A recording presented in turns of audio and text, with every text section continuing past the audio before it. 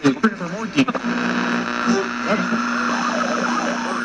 Earth, are you receiving? This is Radio Free Astrology.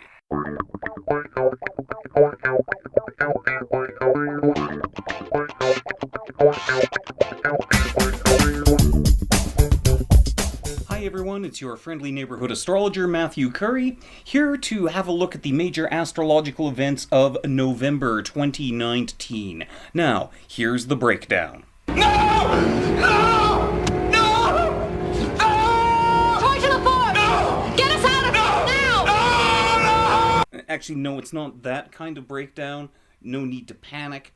Tell you what, I'm going to put some nice floaty ambient music in the background, and that'll make everything seem better, won't it?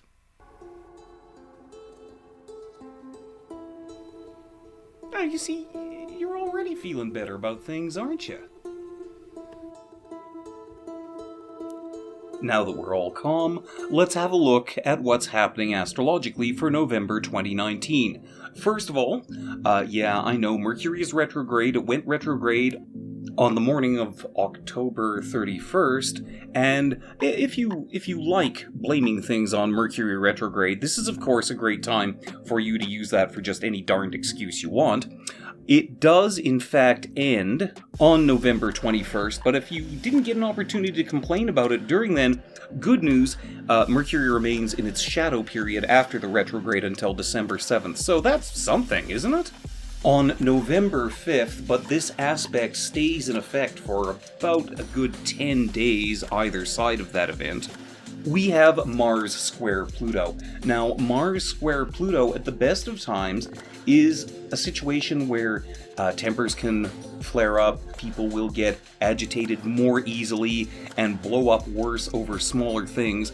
But since this is happening right before the Saturn-Pluto conjunction, you might want to think, if you are one of those people who's been having a lot of problems because of Saturn and or Pluto, around 20 degrees of the cardinal signs, that is Aries, Cancer, Libra, or Capricorn, you may notice that things are getting exacerbated that way for you.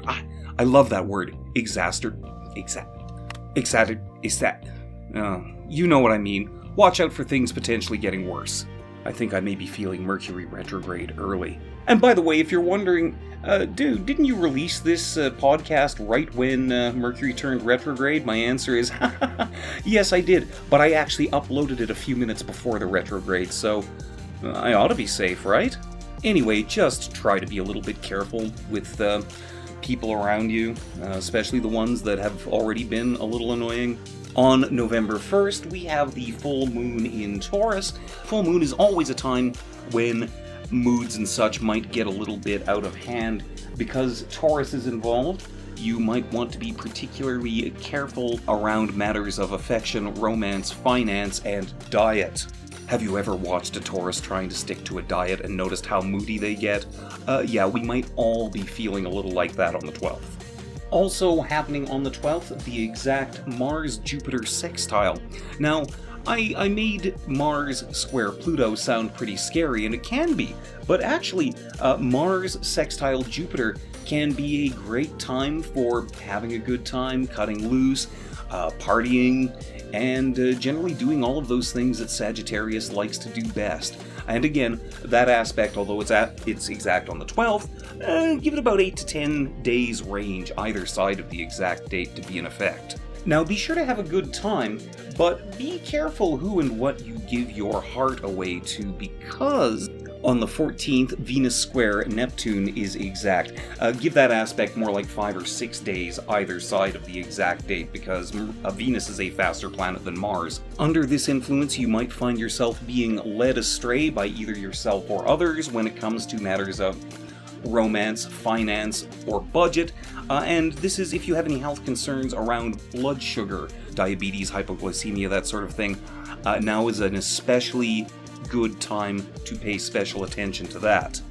Now, as I mentioned earlier, Mercury retrograde does come to an end on November 20th, and then on November 24th, we have another Venus aspect that's maybe not as problematic as Venus square Neptune, but can still make for some issues, but sometimes in a good way.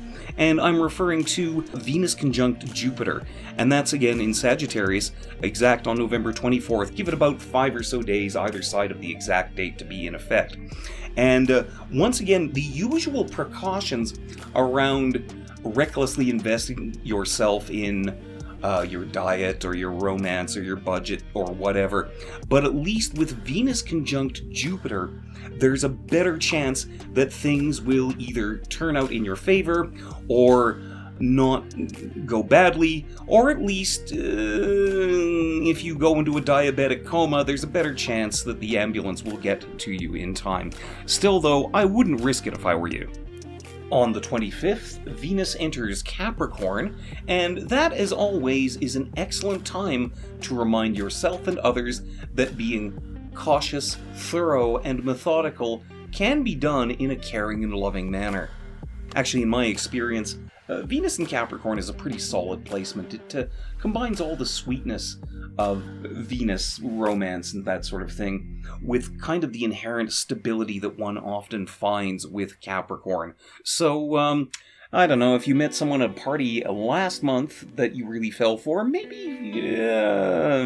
it's too early to propose, but you know what I mean. November 26 brings us the new moon in Sagittarius.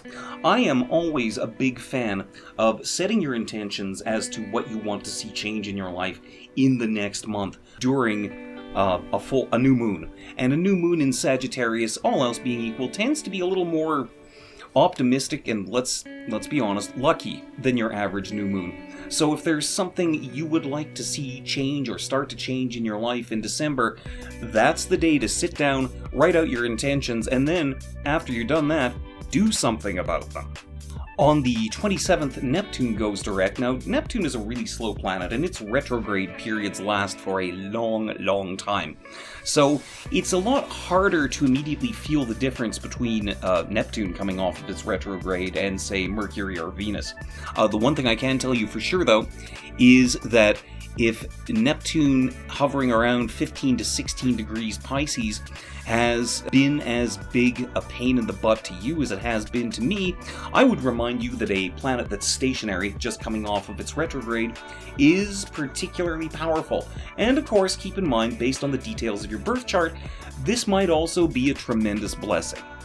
Finally, on the 28th, again, plus or minus about 5 days, good news for those of you who are in love, seeking love, or just enjoy having a good time. That's when Venus Trine Uranus is exact, and that is a great opportunity to get yourself involved in something new and exciting, or find a new and exciting spin on something you already enjoy, or with someone you already love. You know, order some Bhutanese food or something. I'll bet you've never had Bhutanese food. Neither have I, but it's probably delicious. Why not give it a shot? So you see, that's the breakdown of the major aspects for November 2019. It wasn't nearly as scary as you might have thought, was it? Just keep in mind that, first of all, this is the last full month that Jupiter is in Sagittarius, so soak that up while you can. And remember, if you want a further breakdown of the major transits for the month, I always post those at the end of the month on my blog at beliefnet.com. And if you find yourself curious about more details about what astrology can do for you, or if you just want to say hi, if you're looking for a reading, or, just want a free ebook, drop me a line. The address is astrologyshow@gmail.com, and I always really enjoy hearing from you. So again, I'm Matthew Curry. I'm at astrologyshow@gmail.com. The regular show will be back Monday with my guest, Mecca Woods. That's going to be fun. Make sure you drop by for that.